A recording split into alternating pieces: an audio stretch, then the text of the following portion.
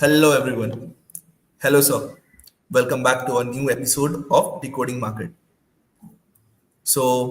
Welcome you guys to the new episode of Decoding Market, your go to guide for unraveling the secrets behind market trends, investment strategies, and financial moves. Here, we turn complex data into clear insights and empower you to make smart decisions in the ever changing world of markets. So, once again, welcome back, sir, to a new episode. And what are your thoughts on the recent news that we heard yesterday? You're referring to the Trump agenda, The tariffs, right?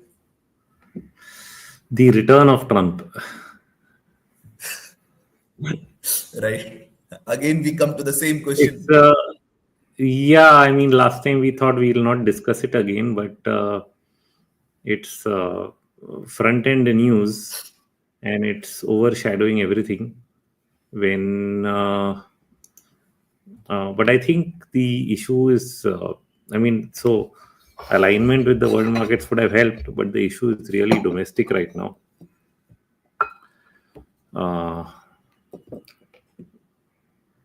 See, I mean, we can. At this point of time, you struggle with between being an Indian versus what is good for the market. And while the base case analysis is that exports are only 2% to US, of the total exports, and therefore US tariffs don't make so much of a difference to the at a macro level.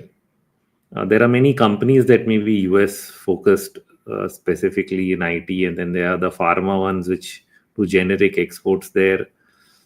That is really so the impact is really specific to sectors. Oil, if you're buying from Russia, he wants to put some additional penalties for that, which is not announced yet.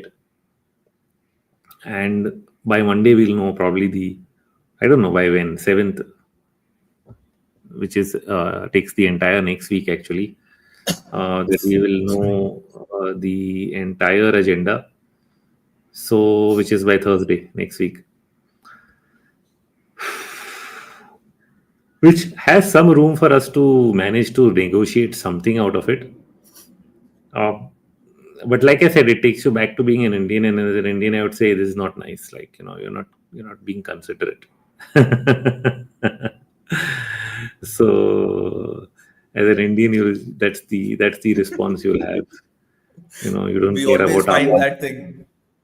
Yeah, because you don't care about our farmers. Historically, you have not done anything. I mean, we've not had. So we've always had this problem in diplomacy, right? In our worst case scenario. So I was in a podcast with a uh, not podcast, also webinar with a non-Indian uh, you know company. And when the Russia Ukraine thing happened, I was asked this, like, why does India just, why is India taking sides and not just back off, or why don't they just say something against Russia, why they not speaking out on that. And I said, like, it's very difficult because in the worst of times, Russia was the only one willing to help India when Right. we were more a closed economy, currency crisis, border dispute. Nobody is like willing to sell you arms. So even I think, if I'm not wrong, we've tried to buy arms from the US. If they say we buy too many arms from Russia, we've been denied arms from the US so many times on so many types of arms. So it's really, these are questions that go far too deep, and so then it's a little late to say that you did this or I did that. It's just a question of what do you want to do now. Fine, you sell us the arms, we'll buy it. What more do you want to say? So it can't go that way. So let's see. It's up to these people negotiating and making sense of the whole thing. But then it all comes back to the market, right? What is the market really doing? The market has lost ground because initially because earnings are slowing down, and then because of all this bad news, and it's not been able to come to terms with that. So somewhere, see, even if domestic institutions are buying, so somewhere FIs have sold a lot because of this stuff, and they're quietly buying. So they're like, why should we be in a hurry? Let them sell to us. And so prices are coming off. There is no chasing the market anymore. But So will it impact our like structural vulnerabilities in Indian trade and economic framework? if you really think about it, it shouldn't, right? Like I said, if you think that it's only 2% of India's exports and we are a domestically focused economy, we've already got a deal with Europe, which is another big trading partner. So how does it Yes. really affect you at the macro level? So then it's purely sentimental, right? We are just playing with sentiment. We're just saying, when the market falls like it does today, it makes people feel that maybe this is it, India's finished, like there's no way out. But that's not true completely.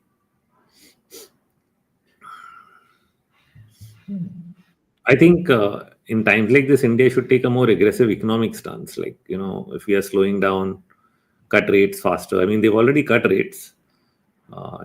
Maybe bump up some spending, maybe do something that's stimulative. That helps in Like keeping the either ways, confidence, it keeping should the get balanced confidence. out. Yeah, and keeping the confidence. But otherwise, Nifty on 13th of June had made a low of 24473. We are at 24565. Uh, it went up from there in 2 weeks. It's come down over 5 weeks. So it's like taken far, far longer to come close to those levels. The broader indices, which were holding up initially, have actually fallen and broken the 13th June low today. So that is not a happy situation. Uh, but there is a big positive divergence in sentiment indicators. Even as the market has fallen today, all our sentiment indicators have gone up. So I hope that has some silver lining. So I don't want to be bearish on the market anymore. I mean, I've been saying, but the problem is I've been saying that for several weeks now, and It's been quite a while. it has fallen quite a bit. But my sense is that the fall is not that magnanimous anymore. It's not like what was happening last year. Last year we were bearish. We were bearish from September, October, November, December, Jan. Only for bounces we were turning slightly bullish at times. Ki, okay, it might bounce here or bounce here. Excuse me. The weekly trend was maintained down all the way till March, I think. It's only when the early March recovery started that we turned positive.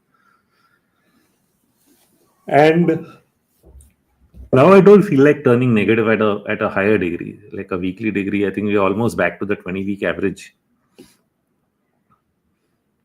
in this time, and we have some sentiment oversold readings. I'd rather let it confirm a bounce back or the resumption of the uptrend than call for a far lower level. But yeah, it is surprising me right now. So no doubt about that. So moving to our next question for today's session.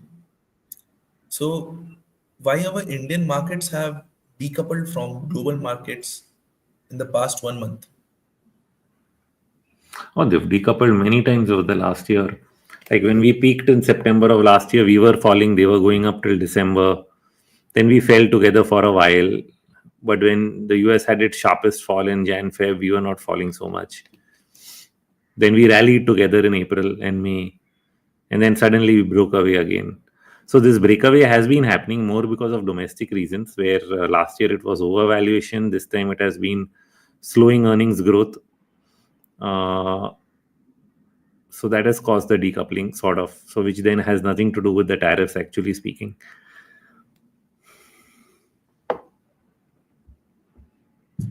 Right. Two 2% seems to be a very low number, but somewhere or the other, it's true that our Indian market should be on the same page so that we can get the confidence shouldn't get low. It's very true. Because as the confidence get low, the market will also go down. Because all the retail traders will be in a Soup. mental state of like going in a bad condition. So yeah, that soup. See, every time you have a market which is range bound, especially very narrow range or slow movement, it does cause a mess in trading because then you don't have a clear trend, and you're wondering whether it's up or down, has it bottomed or not. So there are two types of falls. Like some of them are straightforward, like this is pretty much straightforward down. But this is like a lot of noise. It's like jumpy. It's like a lot of ups and downs. It is still down, but these continuous ups and downs can get a little messy. The only thing is this is much smaller than this in the same time period, and therefore I don't think it's a major reversal, and that is why we shouldn't let it. We should just wait. I think wait for it to reverse because but the thing is, whenever it reverses, my sense looking at the second highest, not just short but long position by the client side, okay, on record, and historically that's always led to an uptrend, is that we are just waiting. We're just waiting for it to start up because when it does, it's going to go like this. I mean, that is my feeling looking at the data. It's just the timing of when, like, I'm thinking that here, then I'm thinking that here, and now I'm thinking that here, because and this is not a lot in price. It's more in time that you are being pushed back on the eventual outcome, which is a third wave.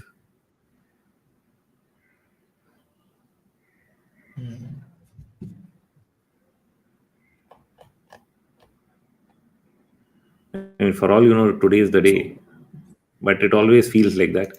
If I look at the very deep internal wave structure, it's like WX, YX, Z. We could be ending Z. It's achieved the minimum downside requirement. now it's the time to stretch the rubber band. It's already stretched.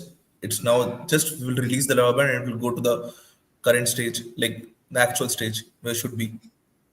But that's what is taking the patience, right? That's what is really catching us. Right. But yeah, it's a mess. Now, see, it's sometimes you can also wonder if you're ahead. Like, are we ahead in this? We fell first, and then US fell, and then again we are falling. Is it going to be again we are falling first?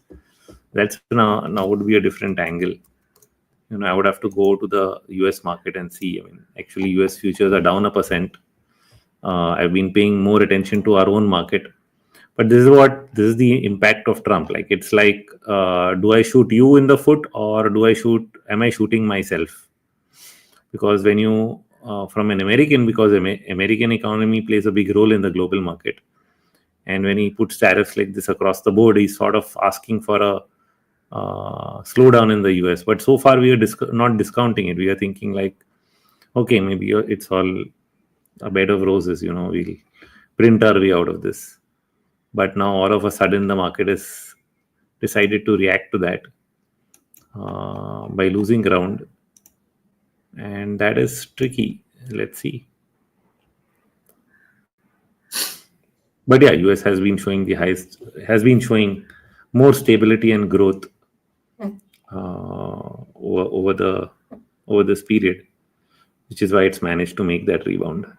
But the whole hope was compared to where we were back here. So you can actually, at least when we were back here and he put a 10% base tariff, people were looking at that. Yeah, all negotiations are going to lead to a better place.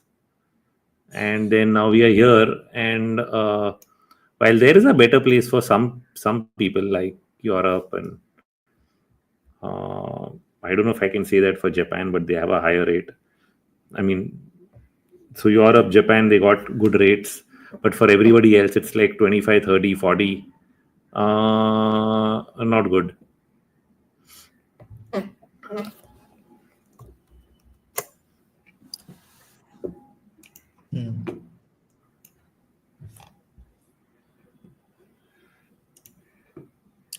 So moving to today's last question for today's episode, and it's also a question that was asked by one of our subscribers on our YouTube channel itself on the last live.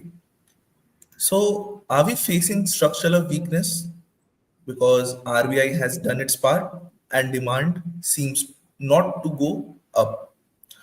World markets are at the all-time high and we are at zero return in last 1 year.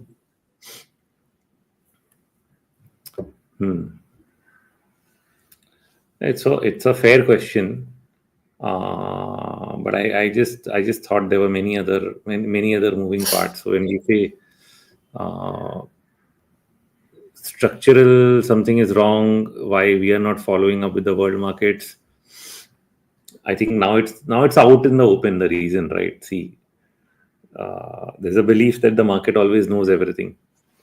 Now the market started to smell out that something is wrong from the start of July when no deal was struck, especially as India was one of the first ones to go out and start negotiating. And at the end, you end up with a no deal, uh, or nothing better than what you had in April. Then the market has just smelt that out. Okay, when we say something is structurally wrong, we are saying that the whole economy is going into a tailspin. That I'm not so sure. Okay, but I do think, see, every time there's an advantage of a slowdown. Every time there's a slowdown, you create room for the government, for the central bank, and everybody to expand policy. Okay, so whether the government decides to spend more or whether the RBI decides to cut more, that's sort of going to be the way, and then they drive that back up again. Okay, the only time you get a major bear market is when you create excess in the form of either too much leverage in the system somewhere, whether in the hands of retail or whether in corporate borrowing or something. That's when you get huge unwinding from an excess in the market. In most other situations, you get a slowdown, you get a correction, and then somewhere the government steps in and things continue from there on.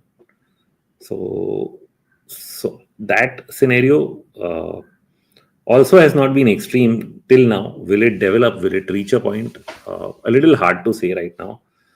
But I do think there's a room for RBI to cut rates. Now, will that come only after a structural weakness in the economy that they will cut more rates? Or they'll have to do it anyway because there is some slowdown, inflation is low, and there's room, right? So I believe there is room. They've not done it, but there is room for rate cuts both in India and the US. But the US is completely holding back. India has at least gotten into that mode. But the way commodity prices have behaved, whether it's oil or whether it's recently been copper, over the last few days, you've seen huge sell-off in copper. So the entire rise in copper prices, which could have been impulsive, became corrective. And in the backdrop, you don't have a big rally in either oil or agro commodities. And that would have been inflation drivers. So you're not really getting that. So clearly there is room for more rate cuts to happen. I can only hope that they don't wait for things to get much worse before doing so. So it can be stopped from becoming structural. I think it's a bit early to say that it is structural.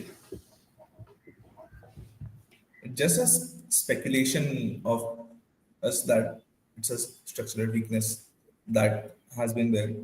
So, in respect of that, there are common beliefs that are going in the market around. The, there are some structural weaknesses, but yes, it's true that it's a very early stage that we are here to tell it about.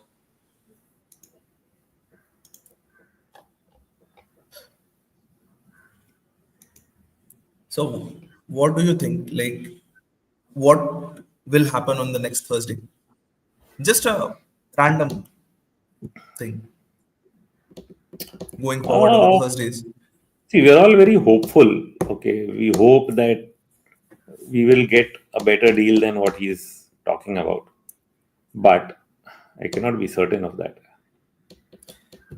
That's very true. Retail traders, the entire thing moves on the basis of hope. लग रहा है market बढ़ेगा. That was happen like Yeah. in most cases. No, and it is लगता है. because some countries have managed to strike good, better deals, right? You have countries with 15%. We also have managed to strike a good deal with the UK. So why do we presume that it has to end badly? Unless he forcibly wants it to end badly, and that's not Trump, right? Trump is like make noise and then get something done. So Very even as true. so even as India and US had talks and we thought there would be a mini deal and whatever, he just comes out and says, "Oh no, this is going to happen like this," which means that there may be something in the India US agreement which he didn't like and he wants us to renegotiate on, and therefore he's just put his foot down.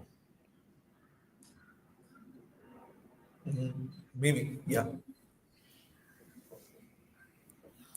If that is the way that he operates, then that's what you would expect, because every time you back off on expecting that, and then it all changes. Like if you go back to April 7th and then you wonder what the heck is going to happen next, then you get 8th and 9th and 10th, and by the time a week is gone, everything has changed and the market is like up 1,000 points. So the same kind of scenario is getting developed here. Should you expect something same, something different? Same, but different. Yeah, but I'll tell you, it's unfortunate. Uh, the second time he came to power, I mean, this is exactly what I was fearing. That he makes too much noise and shakes the markets up and down a lot. I mean, this takes Sorry. us to a different discussion of political involvement in markets. There are people who believe that politicians are involved. I'm like, yeah, fine. Even if they are, uh, that doesn't necessarily mean that they directly impact it the way Trump does. See, other people may participate in a way in policy, but he directly makes comments and statements that cause huge moves and a lot of anxiety for people at large. I don't know how he considers that a good strategy from a financial stability point of view. So I've never understood that, but yeah, I have been. I mean, I thought when he came in that I hope he's not going to do the same thing that he did in his last term, because even in his last term, it was just the impact would be smaller, but it would still be there for that 2 days, 3 days, because you'd outright come and say that we'll blow up Korea or something. We're going to do this. We're going to attack. We're going to. He didn't mean it. He didn't attack. He didn't do anything. And same with China. He said like tariffs and we'll do this, we'll do that. China didn't respond. He went to China and got some tariff deal, and he got some tariffs in place. But they had to go to China, not the other way around. So so it's just unfortunate. That's what he did, and used to cause 500,000 point moves in Dow in over 2 days, 3 days, and then it would all come back to normal. And how do you discount something like that? How do you discount that the guy, somebody is just uh, lying or making it up? So for investors and traders, it's very hard to discount that, because moment you hear news, you try to say 1+1 is equal to 2, and 1+1 = 2 means that, oh, this is bad, sell everything. And the next day he says, yeah, but we're willing to talk about it. It doesn't work like that. When you're running money. True. So It he's happens. made that aspect very difficult. In this process, yes. Right. So this led us to the last question. So this was all for today's question answer round. Moving to the questions asked by our subscribers. So first question is from Mahesh.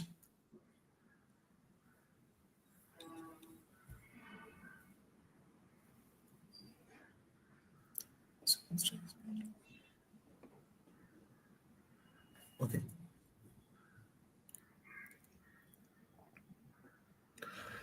Yeah, so when you have a strong uptrend, then usually an oversold condition is sufficient. But when you have a downtrend like the one we're getting right now, you do sometimes get a positive divergence and so on. Now, the daily swing itself has a positive divergence. Even some of the diffusion indicators are developing positive divergences as of now. So I wonder, I mean, some of them are already developing a positive divergence. Does the average swing also have to? So there is no have to in the indicator, right? It might not. I cannot really say it has to do something. So moving to the next one. It's from Aditya. 5 weeks of negative close.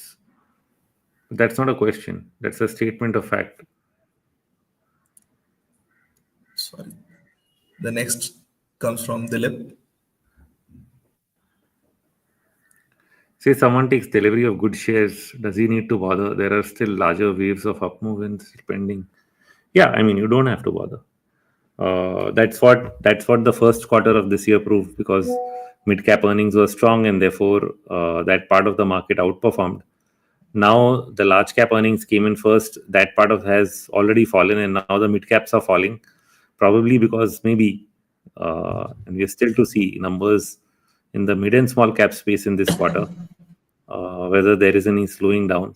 But in general, I felt that sectors that are growing have continued to grow, that were growing in the previous years, and that is basically what drives markets, right? If this bull market has to continue, the same sectors that did well previously continue to do well. That is basically how it happens. So I would not be worried about the investment side. I'm not right now. Okay, the pain has essentially been on the trading side, because unless you've been bearish at every top, the fall also has been 100 200 points at a time.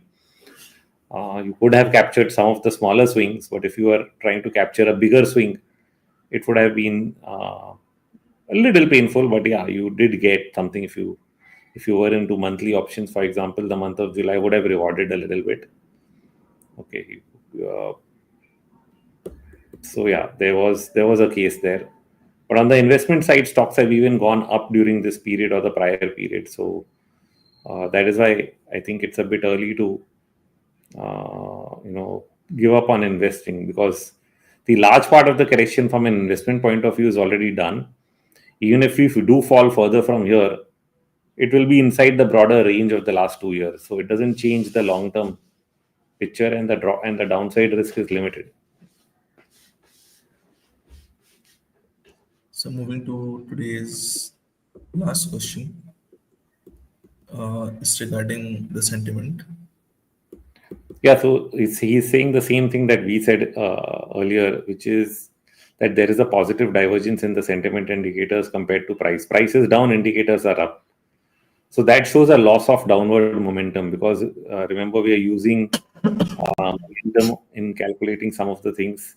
When we are looking at the swing, when we are looking at percentage RMI buy signals in the diffusion, percentage RMI itself is momentum indicator. So when it is going up as the market is going down, it is showing a divergence, means that the downward momentum in stocks is waning, and because of that, some stocks are even giving, in a falling market, are giving buy signals. So we are getting a loss of downward momentum. We just don't have a trend reversal yet, which is classic Martin Pring, right? Martin Pring's whole thesis is you get an indicator reversal, but you need to confirm it with a price reversal. What we are not getting is a price reversal.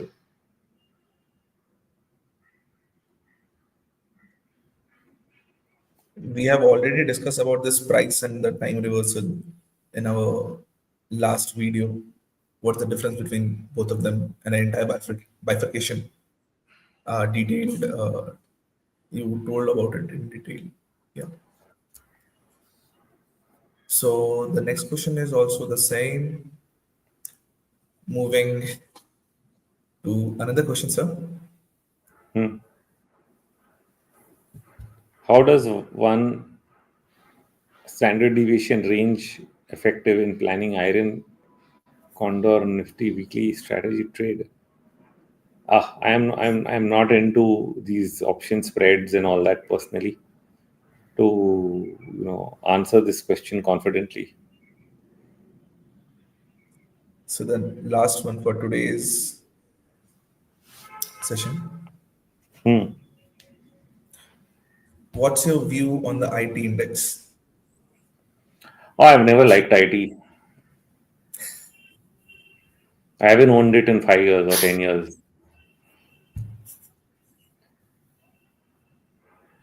So it's just a So, blanket statement. I mean, they've done well from time to time, but I think there are always other segments that are doing better. So I somehow I just don't get the IT story. I don't like buying something which is just a labor arbitrage.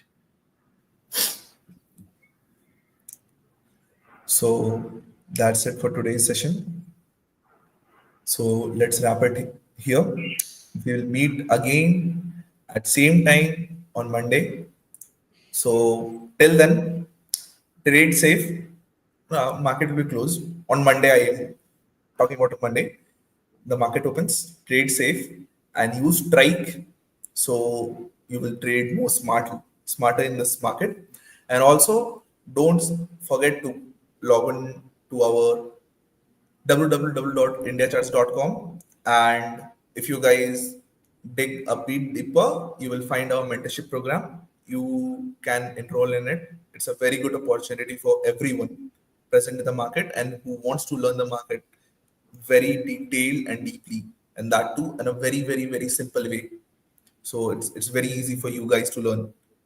And that's all for today. Thank you. Thank you, sir. Yeah. Thank you.